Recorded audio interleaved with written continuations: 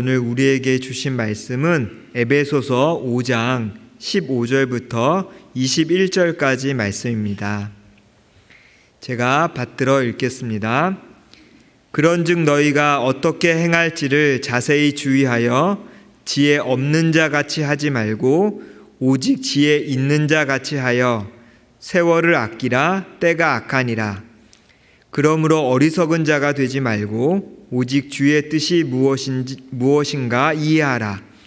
술 취하지 말라. 이는 방탕한 것이니 오직 성령으로 충만함을 받으라. 시와 찬송과 신령한 노래들로 서로 화답하며 너희의 마음으로 주께 노래하며 찬송하며 범사의 우리 주 예수 그리스도의 이름으로 항상 아버지 하나님께 감사하며 그리스도를 경외함으로 피차 복종하라. 아멘. 오늘 말씀의 주제는 성령으로 충만함을 받으라입니다. 성령 충만하면 어떤 이미지가 먼저 떠오르십니까? 많은 분들이 불 내지는 뜨거움 이런 것들을 연상하실 것입니다.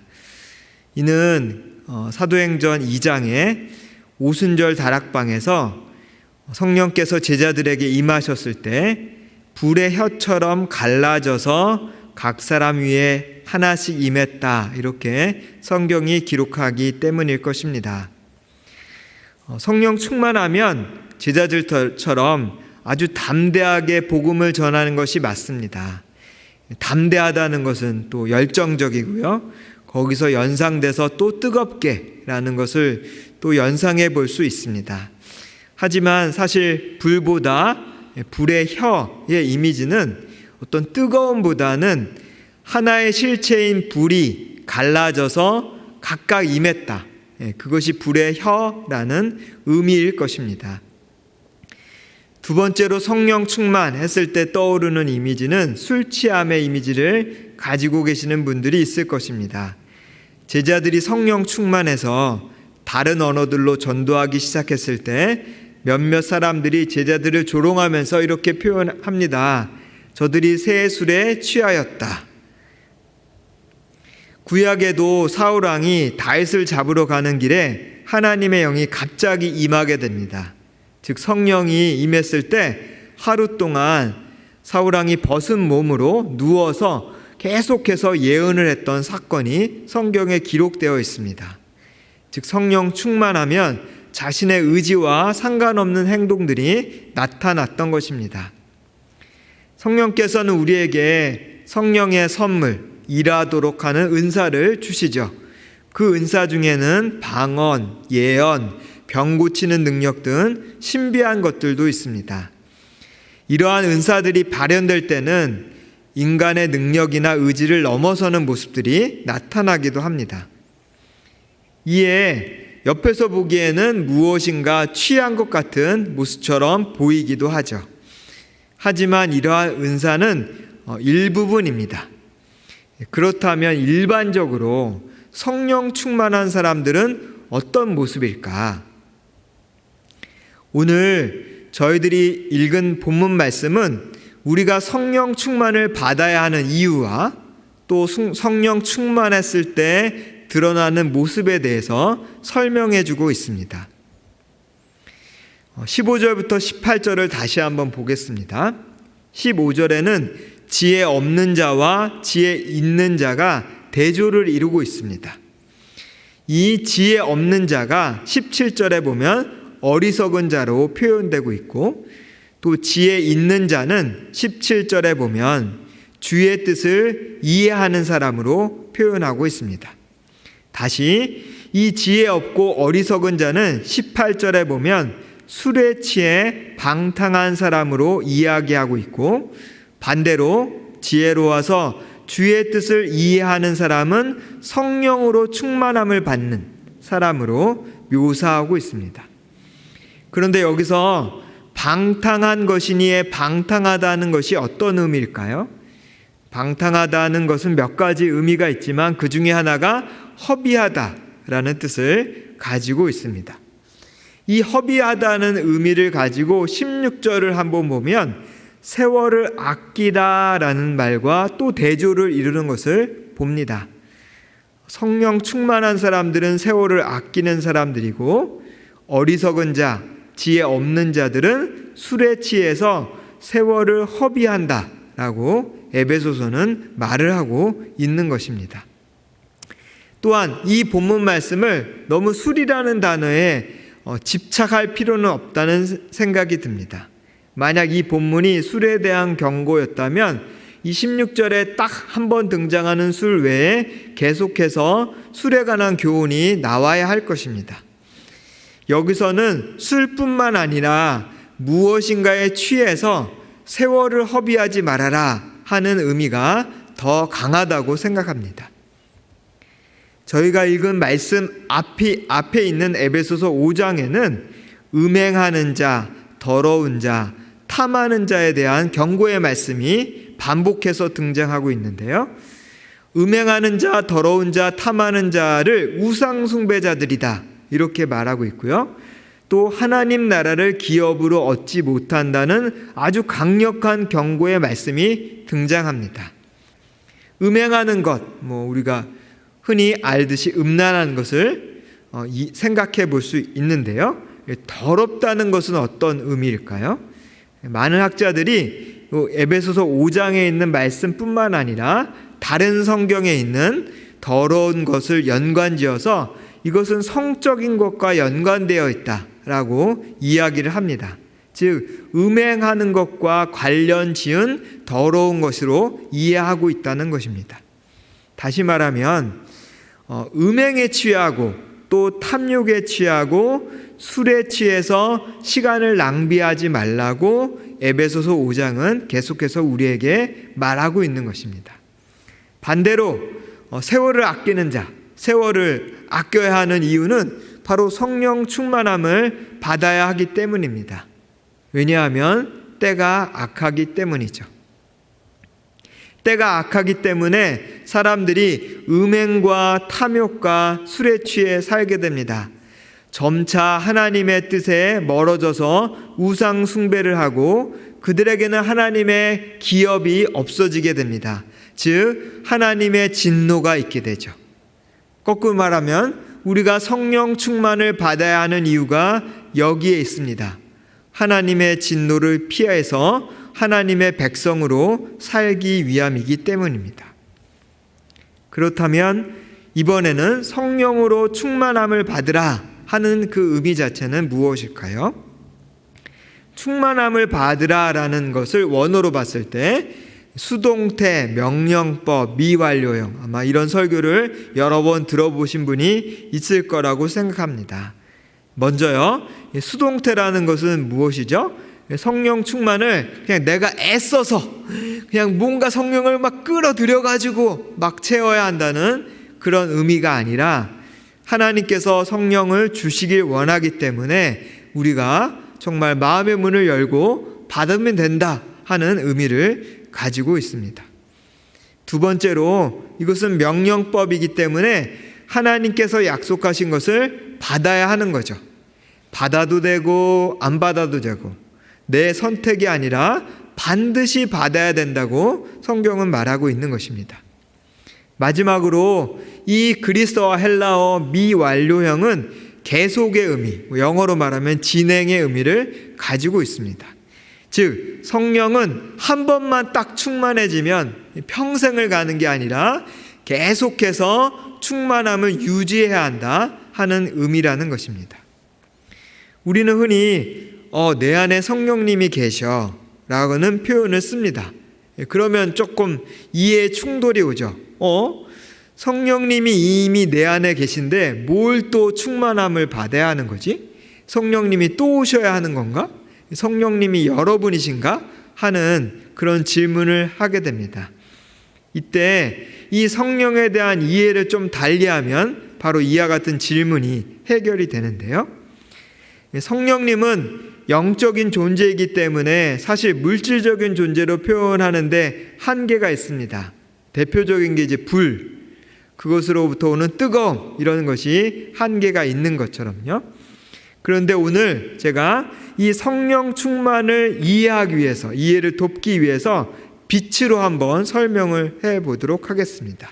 하지만 제가 분명히 말하지만 성령님을 빛이다 이렇게 물질적인 존재로 그냥 대치시켜서 이해를 하시면 안 됩니다. 빛, 창문을 통해서 방에 빛이 들어오죠. 그러면 방과 방바닥에 아주 선명한 빛, 그래서 이게 창틀의 그림자까지 보이는 빛을 볼 수가 있습니다.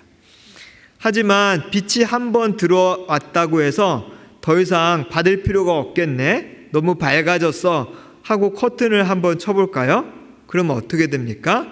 빛이 차단되고 방의 밝기가 유지되는 것이 아니라 점점 소멸돼서 깜깜해지는 것을 우리는 경험하게 됩니다.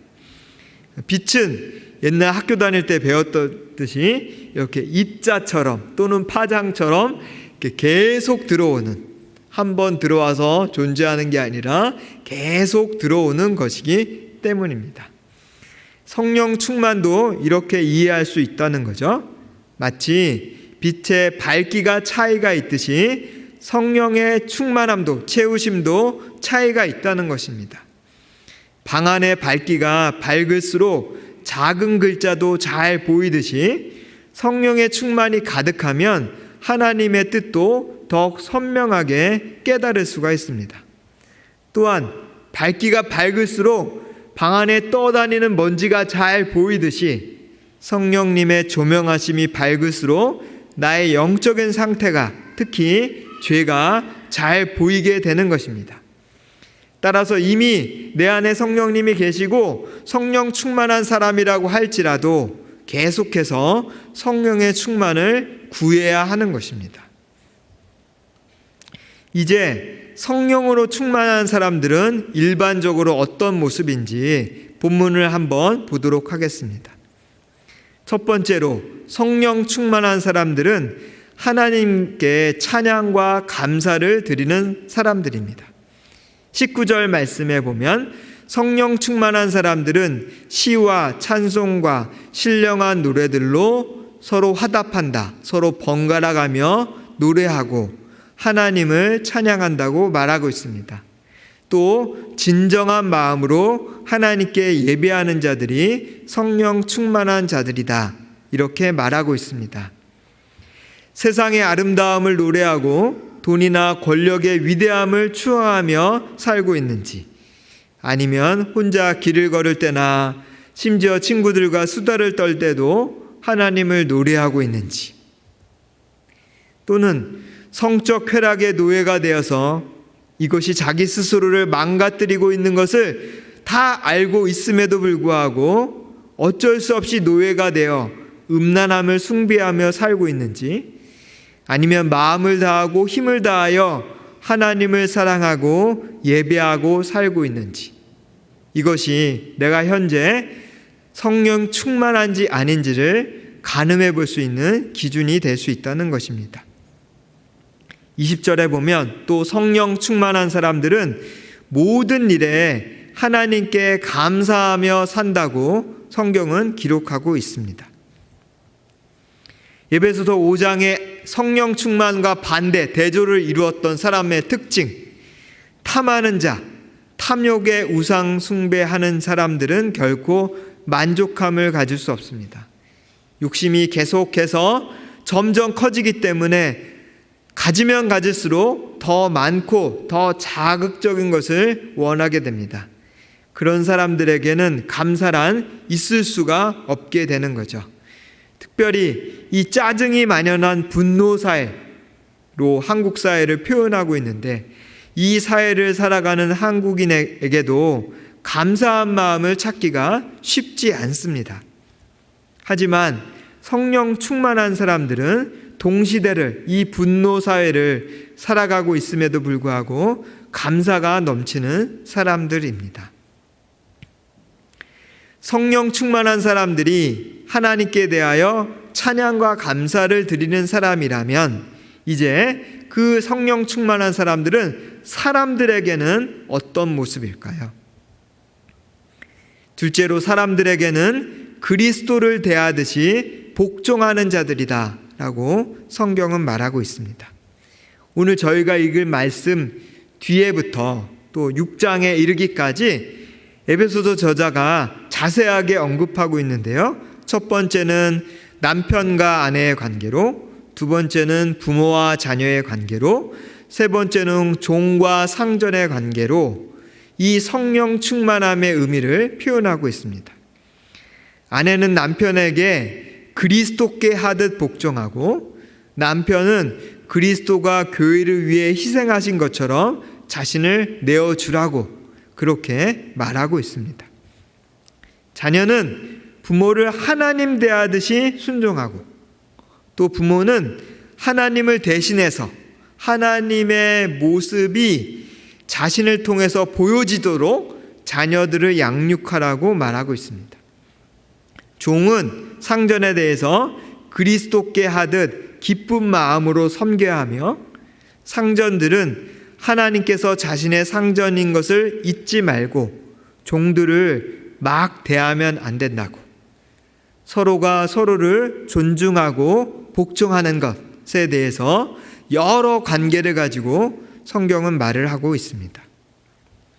성적인 문란함과 재물의 욕심에 빠져서 이 하나님의 너무나 아름다운 창조물인 인간을 존중하지 않고 살아가는 사회, 그저 성적인 쾌락이나 부를 축적하는 소모품, 부품 정도로만 여기는 사회를 살아가고 있지만, 성령 충만한 사람들은 인간을 하나님의 걸작품으로 여기고 서로를 복종하는 사람들입니다.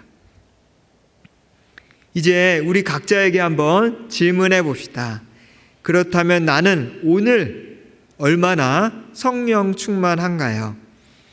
하나님께 대해 찬양과 감사가 넘치고, 사람들에 대해서 그리스도께 하듯 복종하고 존중하는 것, 그것이 우리에게 가늠자가 될 것입니다. 여러분, 성령 충만하기를 원하십니까? 그러면 이 말씀을 꼭 기억합시다.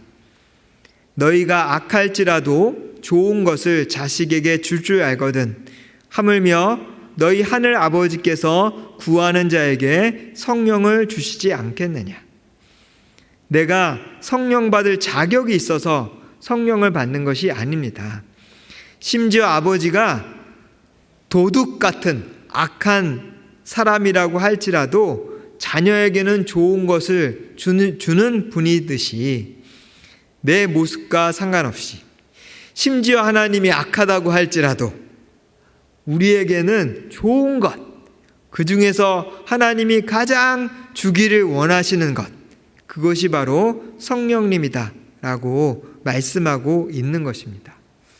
그래서 오늘 저희는 그리스도의 보혈로 하나님 앞에 나아서 오늘 이 시간에도 성령 하나님을 구할 수 있습니다. 저는 한 주간 동안 너무 못 살았어요. 오늘 예배도 제대로 드리지 못하고 졸았어요. 상관없이 오늘 그저 내 마음의 문을 열고 마치 성령께서 빛처럼 오시듯이 내 마음을 채우시도록 기도하는 그런 여러분이 되셨으면 합니다. 함께 눈을 감고 제가 성령 하나님을 초청하고 또 성령께서 우리의 마음을 채우시도록 그렇게 기도하도록 하겠습니다. 하나님 좋으신 분이십니다. 그래서 우리에게 좋은 것을 주시는 분이십니다. 가장 좋으신 성령님을 주시겠다고 해 주셔서 감사합니다. 지금 저희들의 마음의 문을 열겠습니다. 하나님에 대한 불신, 세상에 대한 두려움들, 죄악 때문에 다친 마음들, 그래서 하나님은 결코 나한테 좋은 것 안 주실 수도 있다는 생각들 다 내려놓고 우리의 마음의 커튼을 활짝 엽니다. 성령님, 우리 가운데 오십시오. 충만하도록 채워주십시오. 하나님이 명령하시고 약속해 주셨사오니 이 시간에 계속해서 우리 가운데 오시고 채워 주십시오. 예배가 마쳐도 우리가 계속해서 우리의 마음의 문을 열고 있사오니 성령 하나님 우리 가운데 오셔서 우리를 채우시고 우리로 하여금 늘 하나님께 찬양과 감사를, 사람들에게 서로 복종함을 나타내는 자들이 되게 해 주십시오. 예수님 이름으로 기도드렸습니다. 아멘.